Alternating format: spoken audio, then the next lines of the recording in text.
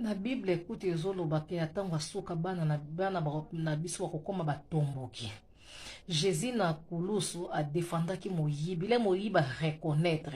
abi lelo ozokena nga na lola soki Jésus yenda za maître ya mokili mobimba limbisi bandi bino boza banani po bokondane bato a mort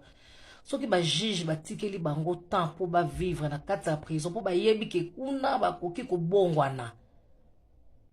Jésus lebi mutu te bino nyonso bosalaka bambabe bosalaka berere ya kobatama nani azojuge bino mutu te alors botika kojuge to bondela bolongwa na makambo ya diable bokota na mabondeli ya solo to kolonga po eza ni président ni juge ni mutu moko abongisa mokili oyo po mokili oyo eza pona Satan alors biso to telemela oyo eza pona Nzambe to longa oyo eza pona makambo ya Nzambe ya mokili te to longwa na makambo buzoba to la na Nzambe.